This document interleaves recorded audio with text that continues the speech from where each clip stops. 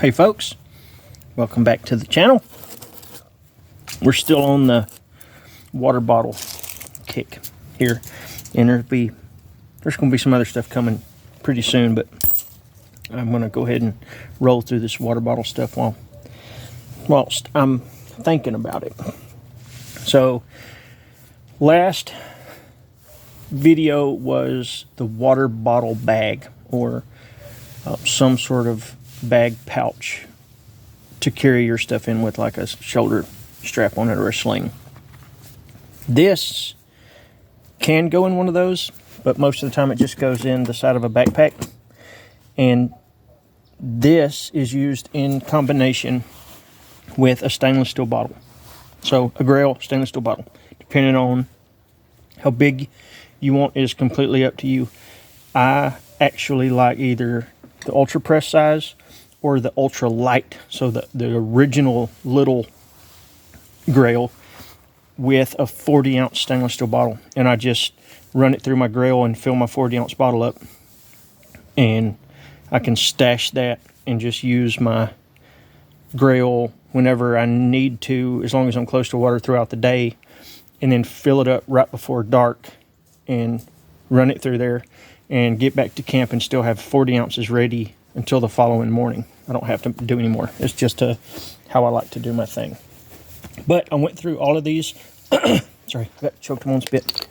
I went through all of my kits, and I wanted them to be a certain way. So there was a titanium cup buying frenzy for a little while. And the reason is, sorry, I was thirsty. The reason is, depending on which Grayl you have, a different sized cup is going to nest on it. And even, you can even find them that nest on the titanium cups. And I know that's kind of like, well, if you got this to boil in, why do you need another cup? Because it's very efficient to have two. You can do two things at once then. You know, that's just, it's handy. So I went through a ton of different cups to find the one that nests on the ultrapress, the titanium ultrapress, the ultralight, and the titanium geopress. So there's a different size cup that fits on each one of those, slightly different. This one is the 100, 200. I want to say this is the 250. This is either the 250 or the 300. I'm gonna have to go back and look, but this is the setup that I like to run on my stuff, and it's a Grayl of some sort. It's my cup, the lid, and that is the scrubber pad that I was talking about last time that wasn't in there. It just lays down in the bottom, and it's a good way to keep a lot of the soot off your cups and your Grayl. And it's a good fit. And like I said, depending on which Grayl it is, which bottle, it lives in one of these. This is from Campcraft Outdoors. So Jason Hunt makes these dudes, and it's basically a pre-filter for the Grayl. So any kind of turbidity is removed with this bag, and you would drain from this bag into the Grayl, and then you would process it and do as normal, and then you would dump all of your swamp salad out of this, and just keep rocking and rolling with it. This stuff fits in these. So it gives you, well, I left my lid out. But take and drop your lid in the very bottom, and then put your cup and your Grayl down in it. Bam. Rock and roll. It's pretty simple, but it works really good. So it's expensive, yes. Works good, yes. It's very convenient. That's really what you pay for.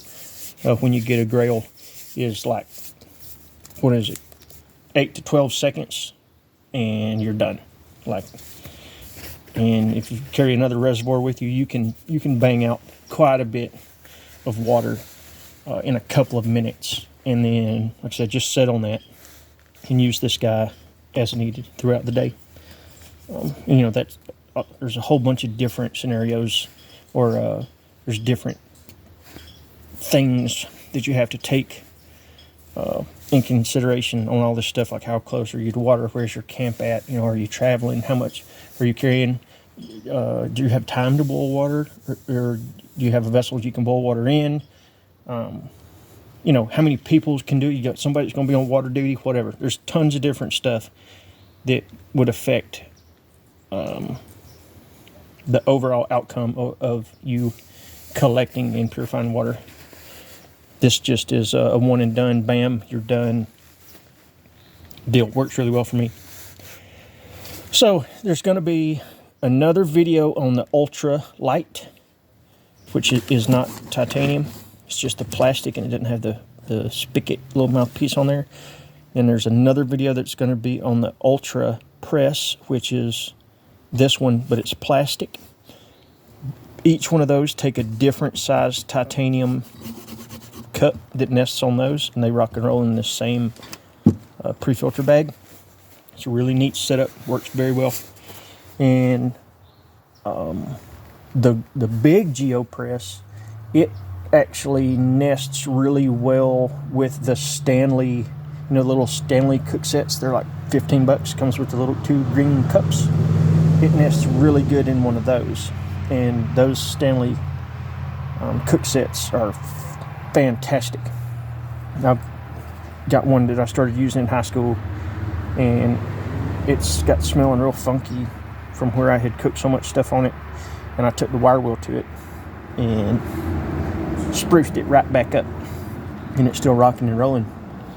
So there's a ton of different options, and some of this stuff, like if you guys play with it, you'll find stuff that can work better in your situation than what I have. But this is a good start if somebody were to just go and make it happen. I will make another video on all of these.